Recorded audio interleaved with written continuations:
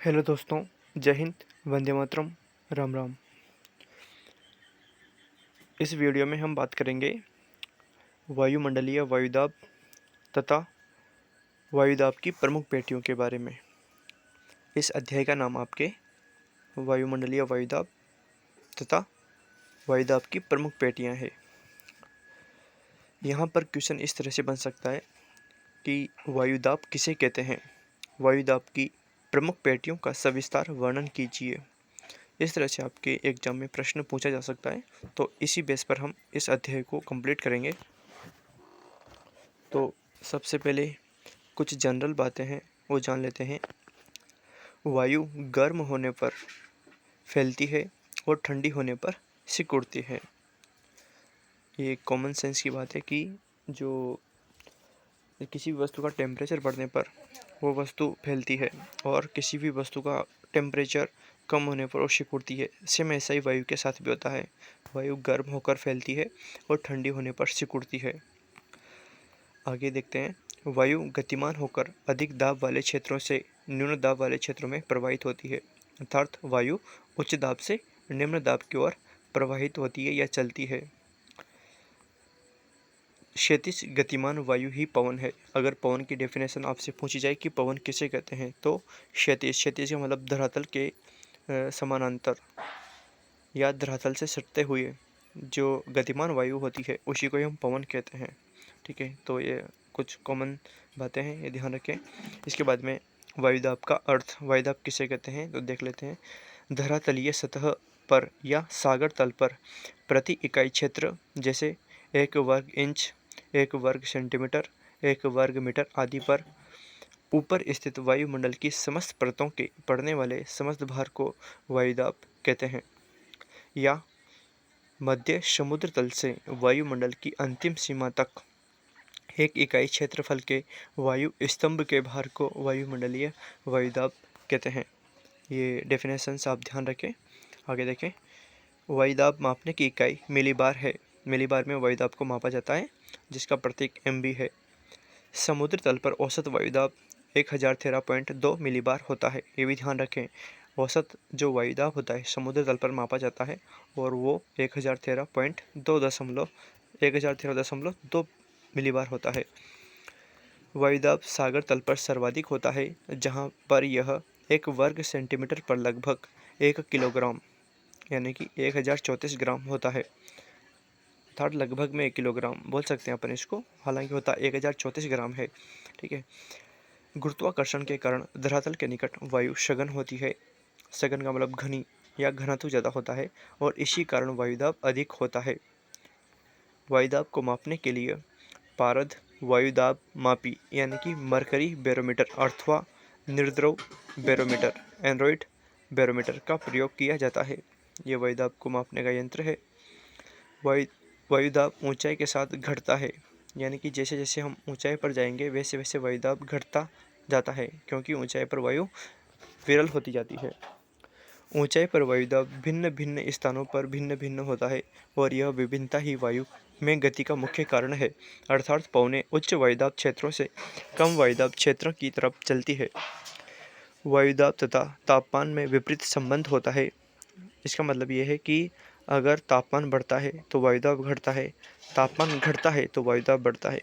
यदि तापमान में वृद्धि होती है तो वायुदाब में कमी होती है और तापमान में कमी होती है तो वायुदाब में वृद्धि होती है। तो ये ध्यान रखें आप लोग, अगर तापमान बढ़ता है तो वायुदाब घटता है।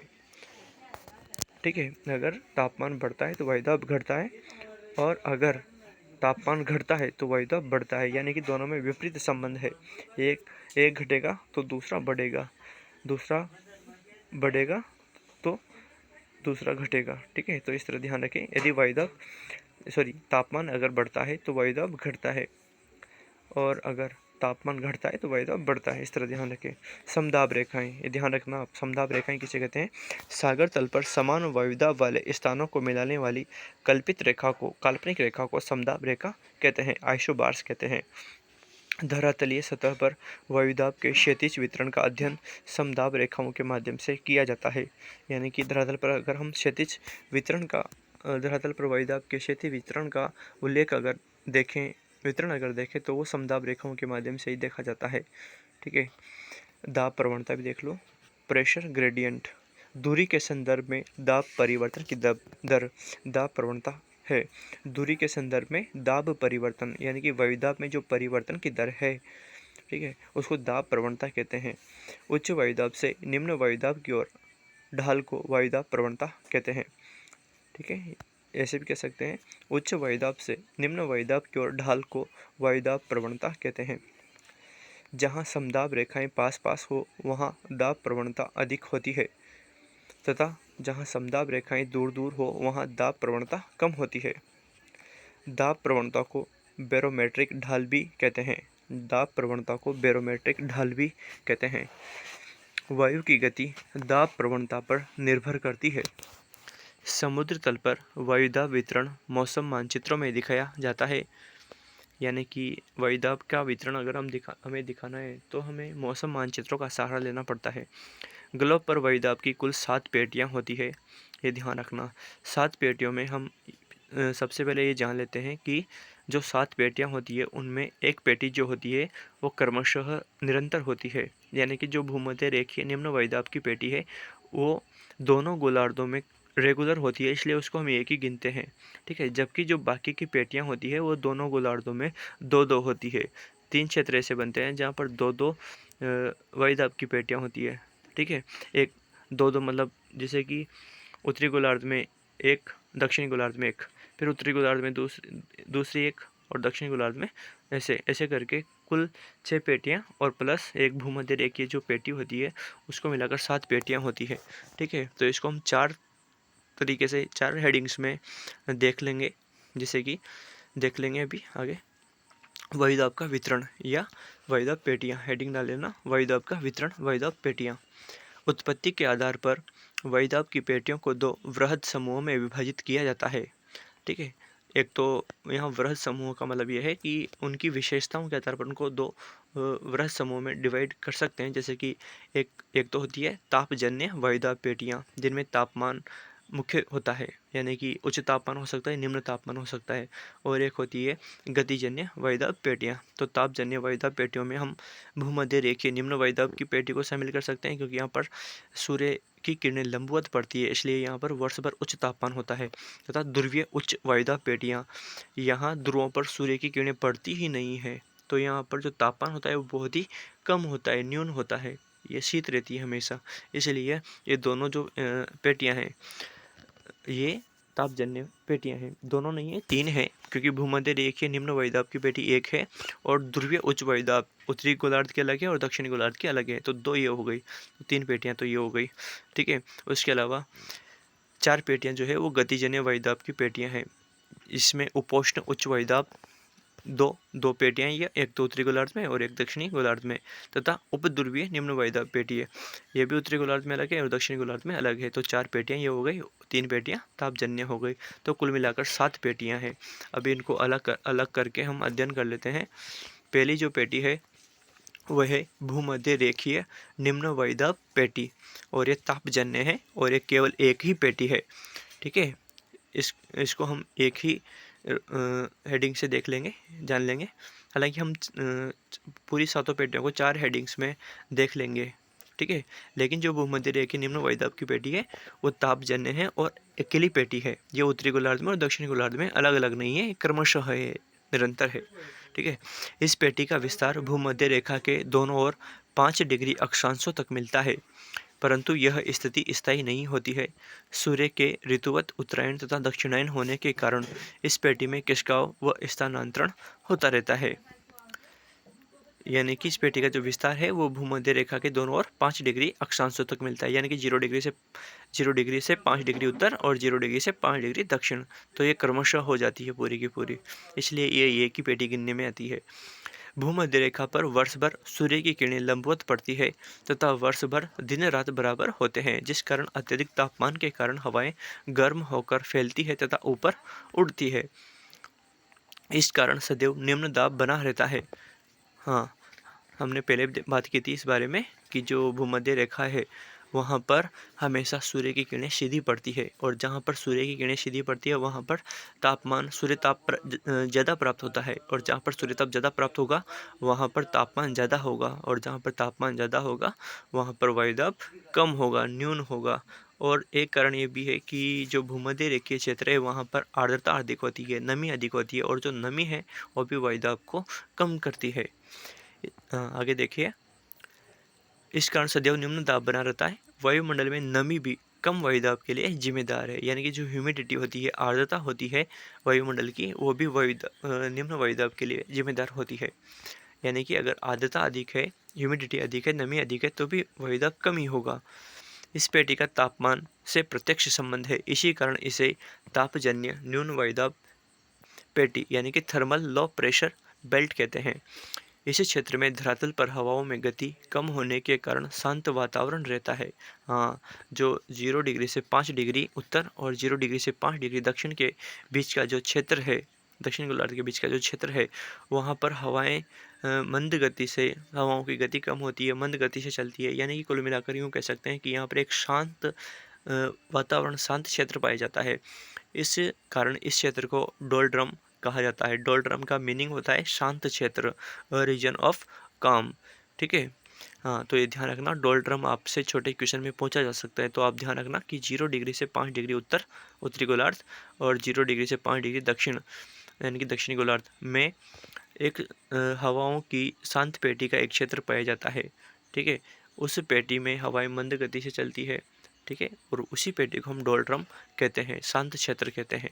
ठीक है, तो ये हमारी पहली वायुदाब की पेटी हो गई, भूमध्य रेखीय निम्न वायुदाब पेटी, जो कि तापजन्य है।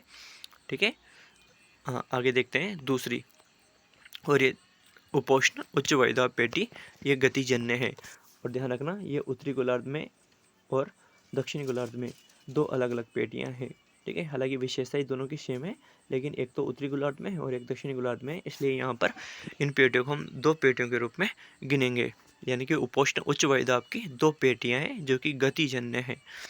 इस पेटी का विस्तार दोनों गोलार्धों में 30 डिग्री से 35 डिग्री अक्षांशों के मध्य पाया जाता है। यानी कि 30 डिग्री से 35 डिग्री उत्तरी अक्षांश और 30 डिग्री से 35 डिग्री दक्षिण अक्षांश, दोनों में ये पेटी पाई जाती है, इसलिए इसको हम दो अलग अलग पेटियों के रूप में गिनेंगे। शीतकाल के 2 महीनों को छोड़कर यहाँ वर्ष भर उच्च तापमान रहता है। हालांकि यहाँ पर शीतकाल में टेम्परेचर थोड़ा कम हो जाता है, बाकी साल भर अधिक तापमान बना रहता है। इस पेटी का उच्च दाब तापमान से संबंधित न होकर पृथ्वी की दैनिक गति तथा वायु के अवतलन से संबंधित है। इस प्रकार यह उच्च वायुदाब गतिजन्य होता है। इस पेटी को अश्वाक्षांश भी कहा जाता है, क्योंकि प्राचीन काल में घोड़े से भरा जलयान इस पेटी में पहुंचा तो वायु के कारण जलयान का आगे बढ़ना कठिन हो गया था। अतः जलयान को हल्का करने के लिए कुछ घोड़ों को समुद्र में फेंकना पड़ा। इसी कारण से इसको हम अश्वाक्षांश यानी कि हॉर्स लैटिट्यूड भी कहते हैं। तो ध्यान रखना, हॉर्स लैटिट्यूड 30 डिग्री से 35 डिग्री उत्तरी अक्षांश और दक्षिण अक्षांश वाली जो पेटी है उसको कह सकते हैं हम। ठीक है, तीसरी जो पेटी है ना, वो है उपध्रुवीय निम्न वायुदाब पेटी। ये भी गतिजन्य है। गतिजन्य इसलिए है क्योंकि यहाँ पर तापमान तो जो है, यानी कि अगर हम जनरली देखें तो जो ध्रुवीय क्षेत्र है, उपध्रुवीय क्षेत्र है, वहाँ पर तापमान कम होता है, लेकिन अब हमने देखा कि तापमान जहाँ पर कम होगा वहाँ पर ज़्यादा वायुदाब होता है, उच्च वायुदाब होता है, लेकिन यहाँ पर गति के कारण क्या हो रहा है, निम्न वायुदाब पाया जा रहा है। तो इसको हम उपध्रुवीय निम्न वायुदाब पेटी कहेंगे, और एक गतिजन्य वायुदाब होता है, यहाँ पर निम्न वायुदाब गतिजन्य होता है इसलिए। और ध्यान रखना, ये भी दो पेटियाँ हैं, एक तो उत्तरी गोलार्ध की अलग है और एक दक्षिणी गोलार्ध की अलग है। यानी कि 3 पेटियाँ हम पढ़ चुके हैं, प्लस 2 पेटियाँ ये हो गई उपध्रुवीय निम्न वायुदाब पेटियाँ, उत्तरी गोलार्ध की अलग, दक्षिणी गोलार्ध की अलग, यानी कि 5 हो गई। इस पेटी का विस्तार दोनों गोलार्धों में 60 डिग्री से 65 डिग्री अक्षांशों के बीच पाया जाता है। वर्ष भर कम तापमान होने के बावजूद यहाँ निम्न वायुदाब मिलता है। इस कम वायुदाब का तापमान से कोई संबंध नहीं है। पृथ्वी की घूर्णन गति के कारण इन अक्षांशों से वायु फैलकर स्थानांतरित हो जाती है, जिस कारण गतिजन्य कम वायुदाब उत्पन्न होता है। उपध्रुवीय निम्न वायुदाब की पेटी का दक्षिणी गोलार्ध में अधिक विकास हुआ है, यानी कि जो उपध्रुवीय निम्न वायुदाब की पेटी है वो दक्षिणी गोलार्ध में अधिक विकसित है तथा अधिक नियमित है, जबकि उत्तरी गोलार्ध में इसकी नियमितता भंग हो जाती है। इस स्थिति का प्रमुख कारण उत्तरी गोलार्ध में स्थलीय भाग तथा दक्षिणी गोलार्ध में सागरीय भाग का प्रभुत्व है, क्योंकि उत्तरी गोलार्ध में स्थल भाग है और स्थल भाग पर अवरोध होते हैं, तो उन अवरोधों के कारण ये जो पेटी है ये भंग हो जाती है, जबकि दक्षिणी गोलार्ध में क्रमशः जलीय भाग है और जलीय भाग में कोई अवरोध नहीं होता। इस कारण से यहाँ पर ये कंटिन्यू है पेटी। ठीक है, तो हमारी 5 पेटियाँ कंप्लीट हो गई है। उसके अलावा देखते हैं फोर्थ हेडिंग जो हमारा है ध्रुवीय उच्च वायुदाब पेटियाँ, और 2 पेटियाँ इसकी होती है, क्योंकि एक तो उत्तरी ध्रुव होगा और एक दक्षिणी ध्रुव होगा। तो 5 पेटियाँ हम पढ़ चुके हैं ऑलरेडी। ठीक है, पहली पेटी हमने पढ़ी भूमध्य रेखीय निम्न वायुदाब पेटी, एक ही है ये। उसके बाद में हमने पढ़ी उपोष्ण उच्च वायुदाब पेटी। ठीक है, ये 2 पेटियां हैं और यह गतिजन्य पेटी है। ठीक है, उसके बाद में हमने पढ़ी उपध्रुवीय निम्न वायुदाब पेटी, 2 पेटियां ये पढ़ी, तो 5 पेटियां ये हो गई। अब पढ़ रहे हैं हम ध्रुवीय उच्च वायुदाब पेटी, यानी कि 2 पेटियां ये पढ़ रहे हैं, तो 5 2 7 पेटियां हो गई इससे करके। और ये पेटी भी तापजन्य है, ध्यान रखना। भूमध्य रेखीय निम्न वायुदाब पेटी तापजन्य है। उसके बाद में हमारी ध्रुवीय उच्च वायुदाब की जो 2 पेटियां हैं वो भी तापजन्य है, क्योंकि यहाँ पर न्यून तापमान पाया जाता है। ठीक है, जबकि भूमध्य रेखीय निम्न वायुदाब की पेटी में उच्च तापमान पाया जाता था। ठीक है, आगे देखते हैं। ध्रुवों पर तथा समीपी क्षेत्रों में अत्यंत शीत के कारण वायुदाब स्वाभाविक ऊंचा हो जाता है, अतः यह उच्च वायुदाब तापजन्य होता है। उच्च वायुदाब की यहाँ पर स्थिति वर्ष भर नियमित रूप में पाई जाती है, क्योंकि वर्ष भर तापमान हिमांक से नीचे रहता है, यानी कि तापमान हमेशा बहुत ही कम रहता है, माइनस में रहता है, इसलिए यहाँ पर हमेशा उच्च वायुदाब पाया जाता है। उच्च वायुदाब इसलिए पाया जाता है क्योंकि वायु जो है वो शीतल हो जाती है, ठंडे क्षेत्र में शीतल हो जाती है और शीतल होने से नीचे बैठ जाती है। ठीक है, नीचे बैठने से वायु का जो घनत्व होता है वो अधिक हो जाता है, इसलिए इन क्षेत्रों में उच्च वायुदाब पाया जाता है। जबकि जो भूमध्य रेखीय क्षेत्र है वहाँ पर तापमान अधिक है, तो वायु तापमान प्राप्त करके फैलकर उसका घनत्व कम हो जाता है, इसलिए वहाँ पर निम्न वायुदाब पाया जाता है। ठीक है, तो ये हमारी कुल 7 पेटियां हो गई, जिनको हमने 4 हेडिंग्स में पढ़ा। पहला पढ़ा हमने भूमध्य रेखीय निम्न वायुदाब पेटी, जो कि तापजन्य थी। उसके बाद में हमने 2 पेटियां पढ़ी, किसकी? उपोष्ण उच्च वायुदाब की पेटियां, जो कि गतिजन्य पेटियां थी। ठीक है, दोनों गोलार्ध में एक एक थी, तो 3 हो गई इसका। इसके बाद में हमने पढ़ी 2 पेटियां उपध्रुवीय निम्न वायुदाब की पेटियां, ये उत्तरी गोलार्ध की अलग थी और दक्षिणी गोलार्ध की अलग थी, तो 5 पेटियां ये हो गई।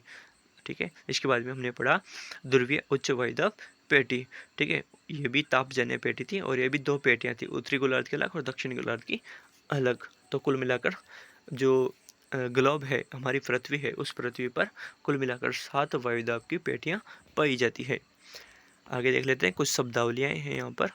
वायुदाब प्रवणता, 2 स्थानों के वायुदाब के अंतर को वायुदाब प्रवणता कहते हैं। ठीक है, वायुदाब प्रवणता किसे कहते हैं? 2 स्थानों के वायुदाब के अंतर को, यानी कि 2 स्थानों के बीच का जो वायुदाब का डिफरेंस होगा, अंतर होगा, उसको हम वायुदाब प्रवणता कहते हैं। ठीक है, जैसे कि एक जगह पर वायुदाब होगा 1013 मिलीबार, एक जगह पर होगा 1016 मिलीबार, तो ये जो डिफरेंस है इन दोनों के बीच का, ये वायुदाब प्रवणता कहलाएगी। दाब प्रवणता बल, वायुदाब प्रवणता द्वारा उत्पन्न बल को दाब प्रवणता बल कहते हैं।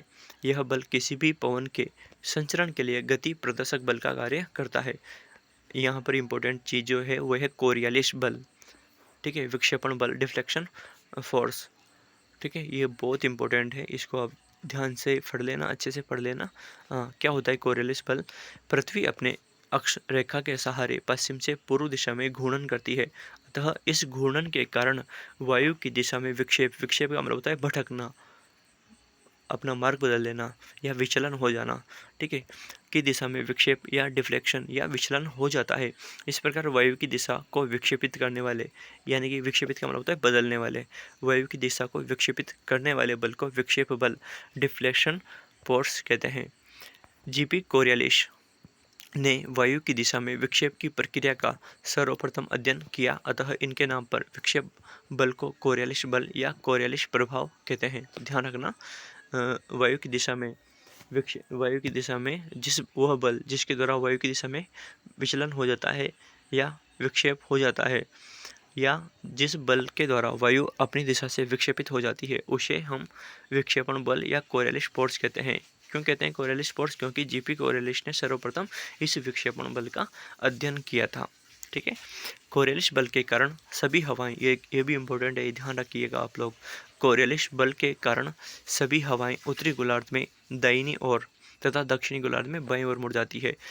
यानी कि अगर उत्तरी गोलार्ध में कोई हवा चल रही है, ठीक है, तो वह हवा इस कोरियलिस बल के प्रभाव में आकर उत्तरी गोलार्ध में दाहिनी ओर मुड़ जाएगी, दाहिनी ओर उसका विचलन हो जाएगा, विक्षेपण हो जाएगा। ठीक है, और जबकि दक्षिणी गोलार्ध में हवाएं बाईं ओर मुड़ जाएगी। ठीक है, यानी कि उत्तरी गोलार्ध में हवाएं इस कोरियलिस बल के प्रभाव में आकर दाहिनी ओर मुड़ जाएंगी और दक्षिणी गोलार्ध में बाईं ओर मुड़ जाती है। ये चीज़ ध्यान रखिए आप लोग। भूमध्य रेखा पर घूर्णन की गति सर्वाधिक होती है तथा ध्रुवों की ओर कम होती जाती है। ये भी ध्यान रखें, भूमध्य रेखा पर जो घूर्णन की गति होती है वो सर्वाधिक होती है तथा ध्रुवों पर कम होती जाती है। विक्षेप क्या होता है? वायु के अपने मार्ग से विचलित होने की प्रक्रिया को विक्षेपण कहते हैं।